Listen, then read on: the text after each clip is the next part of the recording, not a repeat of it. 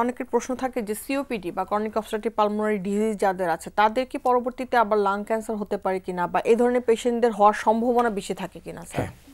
এটাও ঠিক আছে। সিওপিডি পেশেন্ট যারা তাদের মধ্যে আমরা লাং ক্যান্সারের পেশেন্ট অনেক বেশি পেয়ে থাকি, কারণ সিওপিডি থেকে লাং ক্যান্সার হওয়ার সম্ভাবনা ওইরকম নির্দিষ্ট কোনো যেটা বলো আপনার যদি প্রসিডিং বা ইনফ্লেমেটরি প্রসেস থেকে আমরা যদি ক্যান্সারের দিক দিয়ে সেটা নয়, বরং যে কারণে যে ইগনিটিং ফ্যাক্টর বা যে রিস্ক ফ্যাক্টরের কারণে সিওপিডিটা হয় তার মধ্যে প্রত্যেকটাই, যেটা হলো আপনার এই স্মোকিং, যেটা হলো এনভায়রনমেন্টাল পলিউশন, যেটা অকুপেশনাল হ্যাজার্ডস, এই প্রত্যেকটাই কিন্তু contributory factor to the lung cancer.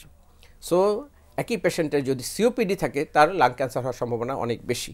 পাশাপাশি আরেকটা জিনিস আমরা খুব পাই, যেটা প্যাসিভ স্মোকার বলা হয়, যে মানুষগুলো ধূমপান করে না বাট এমন একটা এনভায়রনমেন্টে আছে, তার চারিদিক তার কলিগ অথবা বাসায় ওয়াইফ হাজব্যান্ড আছে বা ছেলেমেয়েরা আছে, সে হাজব্যান্ড বাসায় প্রতিদিন সারাক্ষণ বাসার মধ্যে ধূমপান করছে, অন্য যারা তারা এটা ইনডাইরেক্ট শিকার বা প্যাসিভ স্মোকিংয়ের শিকার। যারা প্যাসিভ স্মোকিংয়ের শিকার হচ্ছে তাদের মধ্যে আমরা বিরাট অংশ লাং ক্যান্সারে ভোগে থাকে।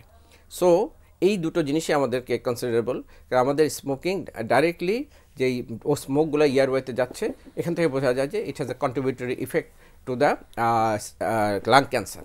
বাট সিওপিডি পেশেন্ট, সিওপিডি প্রক্রিয়াটা তাকে লাং ক্যান্সার কনভার্ট হবে, এটা সাধারণত হয় না।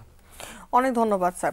আগে আমরা শুধুমাত্র স্মোকিংটাকে মনে করতাম বা স্মোকিং থেকে যে নিকোটিনটা আসছে টোবাকো বার্ন থেকে সেটাকে মনে করতাম। তো এটা ছাড়াও ইন্টারনাল এনভায়রনমেন্ট বা বাসার ভিতরের কোনো পরিবেশ বা বাহিরের পরিবেশ তো অবশ্যই আছে, সেগুলো যদি আমাদের একটু ভাগ করে বলেন যে কোন কোন বিষয়গুলো আসলে বেশি উদ্বেগ তৈরি করছে। হ্যাঁ, বাসার ভিতরে দেখবেন একটা হলো যে এখন অনেকে বাসাতে হয়তো ইউজ করা হয় না, কিন্তু যেটা বায়োমাস ফুয়েল, যেগুলো বাসার ইন্টারনাল কম্বাসশন হয়, আমরা যেমন গ্যাস চুলা থেকে রান্না করতেছি সেটা তো অপেক্ষাকৃত কম, কিন্তু যারা এখনও বিভিন্ন জায়গায় লাকড়ি ব্যবহার করে, গ্রাম অঞ্চল আমাদের তো অধিকাংশ মানুষ এখনও গ্রামে বসবাস করে, সেখানে গ্যাস যেখানে পৌঁছানো সেখানে লাকড়ি ইউজ করা হয়, সেখান থেকে যে স্মোকটা তৈরি হয় এটার মধ্যে কোল টার অনেক উপাদান থাকে, যেগুলো আমাদের শ্বাসনালীতে হেল্প করলে যারা ধূমপান করে না, যারা উমেন আছে, যারা এল্ডারলি পিপল আছে ধূমপান করে না, তাদেরও কিন্তু এটা হচ্ছে।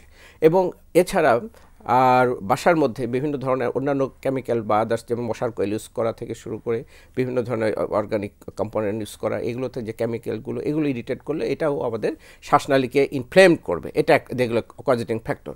আর আউটডোর পলিউশন তো আপনারা জানেন যে outdoor pollution is a big problem worldwide. সারা উন্নত বিশ্ব তারা এখন কিন্তু কোনো ইন্ডাস্ট্রি তেমন গড়ে তোলে না, ছোটোখাটো ইন্ডাস্ট্রি যেখান থেকে আমাদের ফিউমস এবং কোল এবং গ্যাসগুলো তৈরি হচ্ছে, they never produce any. All the middle and lower country, economic কান্ট্রিগুলো তারা বিভিন্ন ধরনের ইন্ডাস্ট্রি, ছোট বড় ইন্ডাস্ট্রি করতেছে, যেখান থেকে অলওয়েজ দেয়ার আর ইভাকুয়েশন হচ্ছে অনেক ধরনের গ্যাস। এছাড়া আমাদের যে ইয়ে থেকে আসতেছে, ভেহিকেলগুলো থেকে আসতেছে, আজ তো পৃথিবীতে সেটা ইলেকট্রিক কারের দিকে চলে যাচ্ছে। ইলেকট্রিক কারে কিন্তু এটা অনেকটা কমে আসবে, কিন্তু আমরা এখনও তো সেটার দিকে যাই না। গাড়িগুলো এখান থেকে যে আপনার স্মোকগুলো তৈরি হয়, এখান থেকে যে ইমিশনগুলো হয়, ইন্ডাস্ট্রি থেকে যে ইমিশনগুলো হয়, এগুলো এনভায়রনমেন্টাল পলিউশনের বিশাল একটা ভূমিকা পালন করে। এর মধ্যে ডেভেলপিং কান্ট্রিগুলোতে কিন্তু আরও সবসময় construction work is going on. যারা ডেভেলপ হয়ে গেছে তারা ডেভেলপিং কান্ট্রি, তাদের অলওয়েজ এই আপনার এই প্রতি বছর কনস্ট্রাকশন ওয়ার্ক ঘটতেছে, ডেভেলপমেন্টাল ওয়ার্ক, এবং এই জন্য এনভায়রনমেন্টাল পলিউশন আরও বেশি। সো এই ধরনের বার্ডেন অফ সিওপিডি এই সমস্ত দেশে বেশি সবচেয়ে।